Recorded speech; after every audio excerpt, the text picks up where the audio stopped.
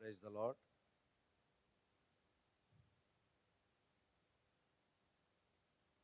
Psalm 65 is one of the Psalm of David. Mostly children of God will use, always remember, and for the encouragement of their birthdays, they send verse 11, which says that the crown of righteousness of the year. But not only there is one crown in that psalm, but we can see there are several crowns we found in that psalm. Now I am going to remind you a few of those from the Psalm 65. Before going to a short meditation, which is regarding worship, I would like to say the Psalm 65 is God's powerful in nature. During the time of harvest, they use and he sang this song as a psalm to the chief musician. Out of his great experience with his God and writing this to us as a word of God, and we are going to remember few of those from the psalm which we are going to see, which is Psalm 65. When we read in the beginning, the psalm, it starts like this: Praise waiteth for thee, O God, in Zion, and unto thee shall the woe be performed. We need to be wait. We need to be silent when we come into his temple. That's what the meaning we can see in verse 1. Being silent is nothing but waiting, which really remembers us the praise and thanksgiving. Why we need to worship? What is the reasons we have to worship when we read Psalm 65? I am going to show four things from Psalm 65. Now we will read verse 3. Iniquities prevail against me as for our transactions. Thou shalt purge them away. Verse 3 represents salvation. God's great plan towards the sinner from the Savior, who is Lord Jesus Christ. He is going to purge them away, the iniquities and the transactions. He is going to purge them away. What greatness we expect from the Lord than this? We have a good Savior. We have a great God who only can give the salvation. Who only can give the salvation. In Christian life, we need to proud all the time only by having the salvation which we received freely from the good Savior. He is going to purge them away. Verse 3 says nothing but salvation. And we will see verse 4. Blessed is the man who thou choosest and causest approach unto thee, that he may dwell in thy courts. We shall be satisfied with the goodness of thy house, even of thy holy temple. Verse 4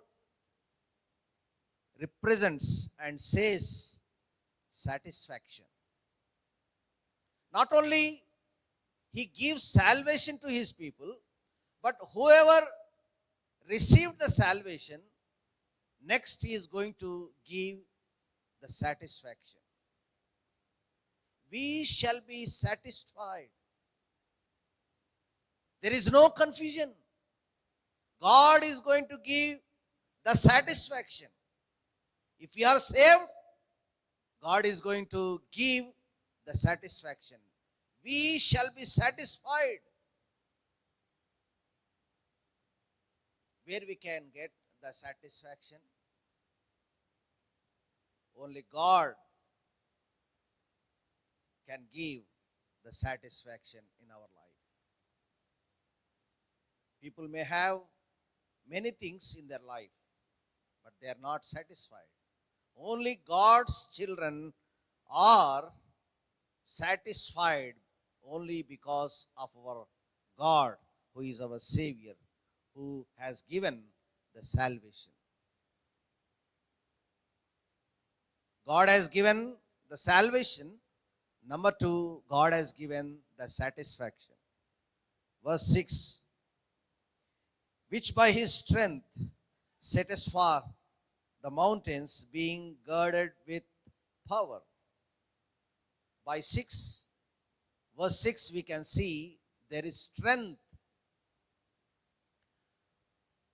Whoever got the salvation, they are going to be satisfied and they are going to get strength. They are going to be strengthened. Our God is great and powerful, who can give the strength to his children. When God has given the salvation, when God has given the satisfaction, not only that, he is going to give the strength to his people. That's why here the David sang this psalm to the chief musician. He has gone through all such experience in his life. Though we are weak, he is strong. Paul says, when I am weak, I am strong. Physically or in any ways, we may feel like weak. But God is strong. God will make us strong. God will give the power to go ahead. These are all the experience David has gone through. Lastly, we will see verse 8. They also that dwell in the uttermost past are afraid at thy tokens. Thou makest the outgoings of the morning and evening to rejoice. Verse 8 says nothing but sufficiency. God is going to give salvation. God is going to give satisfaction. God is going to give the strength. Not only that, he is going to give sufficiency. Thou makest the outgoings of the morning and evening to rejoice. There will be overflowing experience. The same David in Psalm 23, he says, my cup overcome. He is going to give his blessings which can overflow. The word is used in the other book, that abundant. We are going to receive his abundant joy. We are going to have that rejoice in our life. Because of these reasons, we need to worship our Lord, who is our Savior, who is Jesus Christ. When God has given us all these things freely, we need to come to his presence.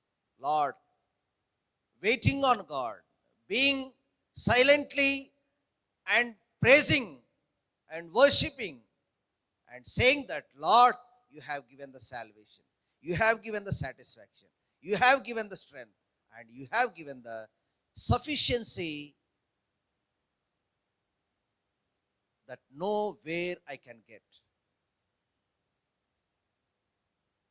Ask the Lord to give grace to worship every day by day, and we need to worship the Lord always, because we are created for that. We are really blessed because we need to worship him all the time. May God help us to have such experience in our life and worship the holy God that David has worshipped him.